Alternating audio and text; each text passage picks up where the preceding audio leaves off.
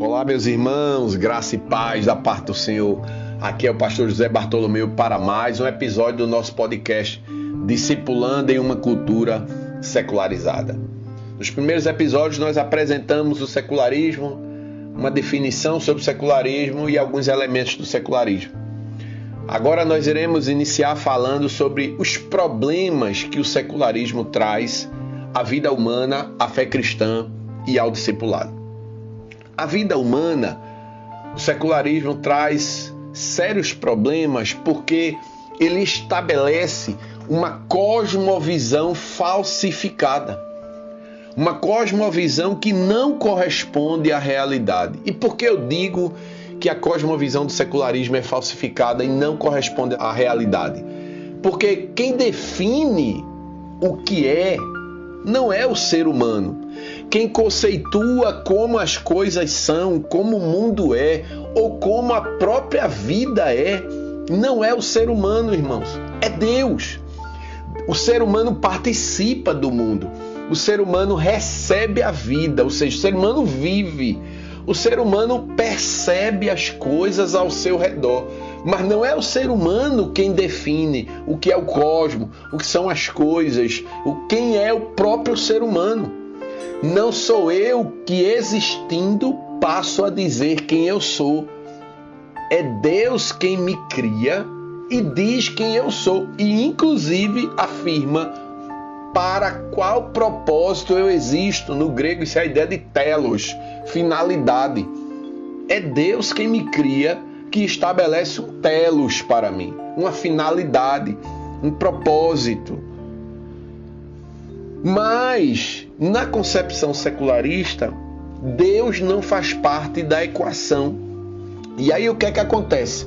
Quando eu tiro Deus da equação, da vida humana, o que sobra, irmãos, é o ser humano no centro e este ser humano determinando o que são as coisas. Porém, sem Deus, o que resta para o ser humano é uma visão turva das coisas, embaçada, nebulosa, ou seja, não há clareza nesse conhecimento, não há clareza nesse olhar. Na teologia a gente chama isso dos efeitos noéticos do pecado. O pecado, ele traz efeitos sobre a nossa racionalidade, sobre a nossa forma de ver, de perceber, de conceber, de falar, de discorrer sobre as coisas. E é por isso que o conhecimento ele fica nebuloso, turvo. E a situação só não é pior porque mesmo dentre uma sociedade caída, pecaminosa, Deus ainda manifesta a sua graça comum, nos dando a condição de perceber coisas, de falar sobre coisas e de acertar nessas afirmações. Se não fosse a graça comum, o contexto seria muito pior. Mas mesmo com a graça comum, irmãos, nós não temos clareza plena sobre as coisas. É Deus quem diz o que as coisas são. Então aqui a gente tem um grande problema. É que o ser humano que está cego, que tem uma visão limitada das coisas, se acha como o centro do universo. Acha que toda a vida está convergindo para ele como se ele fosse o centro que tivesse que receber todas as coisas, mas ao mesmo tempo definir todas as coisas. Então o ser humano passa a viver uma vida de ignorância e achando que a ignorância é conhecimento. Mas no tocante à fé cristã e ao discipulado, o secularismo acaba maculando as bases da fé cristã e do discipulado, adulterando elas. O secularismo troca Deus pelo homem.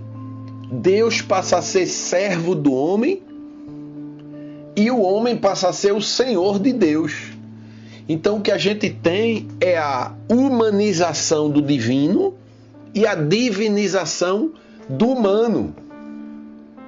E a comunidade de fé, por causa disso, se transforma em um centro de consumo.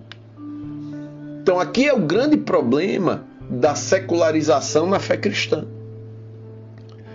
E aí nesse contexto de consumo, onde o divino se torna o servo e o humano se torna o Senhor, não há serviço, não há identidade, não há comprometimento, não há prestação de conta, não há mentoria, não há submissão à verdade de Deus, não há engajamento e não há aprendizado. A vida cristã se transforma em mais uma via de autossatisfação e de reforçamento do secularismo, do materialismo, do subjetivismo, do antropocentrismo, do egocentrismo, do individualismo, do pluralismo e até mesmo do ateísmo prático. Porque aqui a gente está pensando dos prejuízos que o secularismo traz à fé cristã e ao discipulado. Então notem como a erva daninha do secularismo, ela penetra na vida cristã e ela vai macular.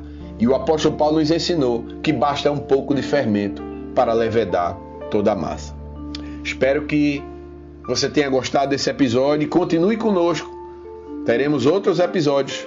Então até lá e que Deus te abençoe.